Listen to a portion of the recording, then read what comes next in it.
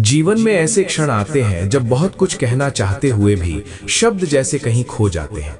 मन के भीतर विचारों का शोर होता है, भावनाओं का ज्वार होता है, लेकिन फिर भी भीतर कहीं से एक धीमी सी आवाज आती है, रुक जाओ, अभी कुछ मत कहो। और आश्चर्य की बात यह है कि कई बार वही मौन जो हमें कमजोरी लगता था, वही हमारी सबसे बड़ी शक्ति बन जाता है। धीरे धीरे समझ में आता है कि हर बात का उत्तर शब्दों से नहीं दिया जाता, कुछ उत्तर केवल शांत रहकर ही दिए जा सकते हैं। जीवन की भागदौड़ में हम अक्सर ये मान लेते हैं कि अपनी बात साबित करना ही बुद्धिमानी है। हमें लगता है कि अगर हमने तुरंत प्रतिक्रिया नहीं दी तो लोग हमें कमजोर समझ लेंगे, लेकिन अनुभव सिखाता है कि हर जगह अपनी बात साबित करना जरूरी नहीं होता। कई बार परिस्थिति ऐसी होती है जहां बोलने से बात सुधरती नहीं, उलझ जाती है। तब मौन एक ढाल बन जाता है जो हमें अनावश्यक विवादों से बचा लेता है।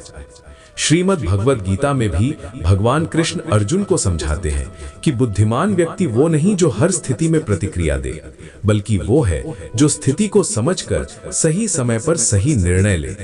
जब मन भावनाओं से भरा होता है तब लिया गया निर्णय अक्सर सही नहीं होता।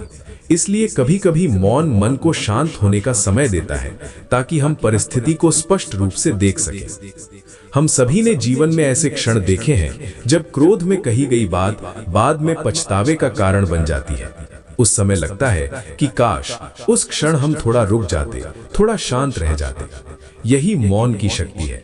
मौन केवल चुप रहना नहीं है, बल्कि स्वयं को संभालना है। ये वो अवस्था है जहां व्यक्ति प्रतिक्रिया देने से पहले समझने की कोशिश करता है। कबीर दास जी ने एक स्थान पर संकेत दिया है कि अधिक बोलना हमेशा ज्ञान का संकेत नहीं होता। कई बार जो व्यक्ति शांत रहता है वो अधिक गहराई से देख रहा होता है। जैसे गहरा पानी हमेशा शांत दिखाई देता है, वैसे ही गहरी समझ वाले लोग अनावश्यक शब्दों में विश्वास नहीं रखते। मौन का अर्थ ये नहीं कि हम डर गए या हार गए। मौन का अर्थ ये है कि हम अपनी ऊर्जा को सही दिशा में लगाना जानते हैं। हर बात का उत्तर देना जरूरी नहीं होता, क्योंकि हर प्रश्न समझ से नहीं, कभी कभी अहंकार से भी आता है, और अहंकार को शब्दों से नहीं, समय से उत्तर मिलता है। रामचरितमानस में भी ये संकेत मिलता है कि विवेक वही है जो सही समय पर सही मार्ग चुन सके। जब परिस्थिति ऐसी हो जहां सामने वाला सुनने के लिए तैयार ही नहीं है, वहां अधिक बोलना केवल थकान बढ़ाता है। उस समय मौन व्यक्ति को भीतर से मजबूत बनाता है। कई बार जीवन में हमें गलत समझा जाता है। हम अपनी सच्चाई बताना चाहते हैं, लेकिन सामने वाला समझने की स्थिति में नहीं होता। ऐसे समय में बार बार अपनी बात समझाने की कोशिश करना मन को और अधिक बेचैन कर देता है।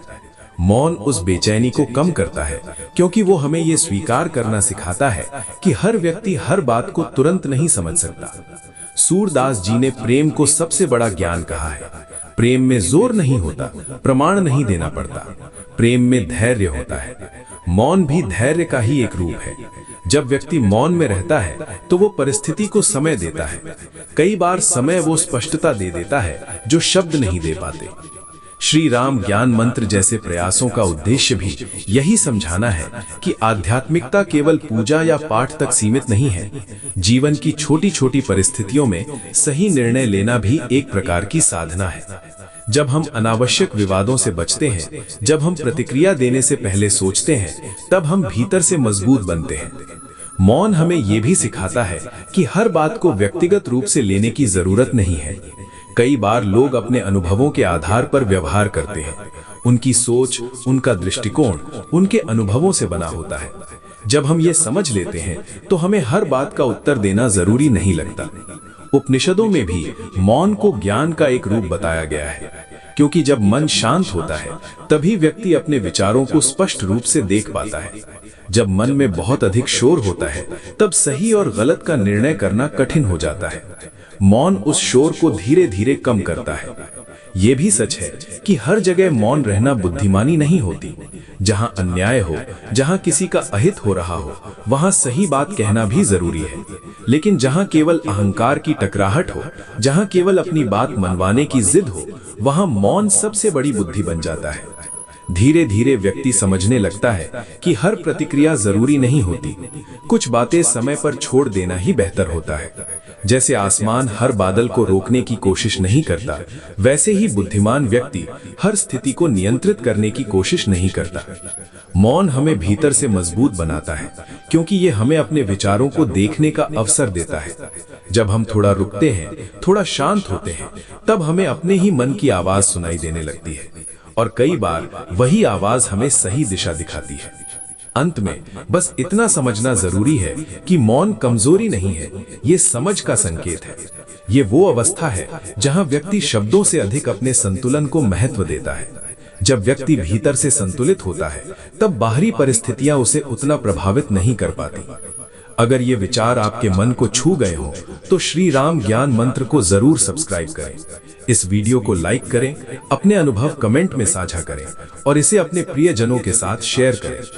बेल आइकन को ऑन करना ना भूलें, ताकि ऐसे ही गहरे और जीवन को दिशा देने वाले विचार आप तक लगातार पहुंचते रहें। क्योंकि कई बार जीवन की सबसे बड़ी बुद्धि बोलने में नहीं, सही समय पर मौन रहने में होती है।